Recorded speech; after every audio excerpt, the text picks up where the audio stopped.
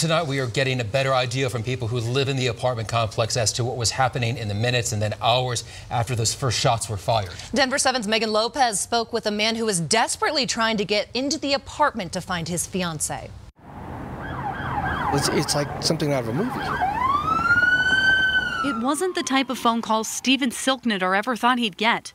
A call from his son saying an active shooter was in his apartment complex. It was clear that there was something bad that had happened. Steven, who drives a truck at night, immediately tried calling his fiancée, but I couldn't get a hold of my fiancée. So he raced home, but couldn't get into the apartment complex. I just wanted to make sure she was okay. That's when he heard the gunfire. It was like an exchange of gunfire, and pop, pop, and then pop, pop, pop, pop, and then Panic set in. Is it the building mine? Is it my building?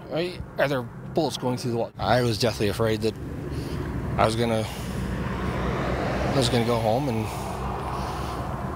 she'd be gone. But finally, he got through to her. My fiance called me. Vera had been sleeping. There was an active shooter in her area. Then Vera, too, started hearing the shooting. Just pop, pop, pop, pop, pop. So she did the only thing she really could. I went back inside and closed everything up and just sat on my sofa with my kitties and waited to hear from Steven. Not far away, all these cop cars were coming up County Line Road, everything, everywhere. I was like, something crazy is happening. Troy Broadhead was heading home when he saw the massive police presence. And then I heard it was like a rifle shot. I used to live right over here. So we went to a bike path behind the building and started recording video.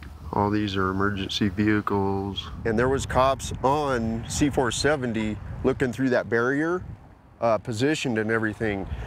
So what went through my mind is, I probably got to get down. I got to get out of here. Troy says when he learned that Deputy Zachary Parrish had passed away, his heart sank. I mean, it's just sad. That's because he recognized the name. He stopped me a couple times, but he didn't give me a ticket. What a special guy, and it's sad, and my heart goes out to his family and just the whole community for that. Now, Steven, Vera, Troy, and all of the people that live in this community are left with more questions than answers as police try to piece together what happened. Where do you go from here? Do we stay in the complex? Where do you move to?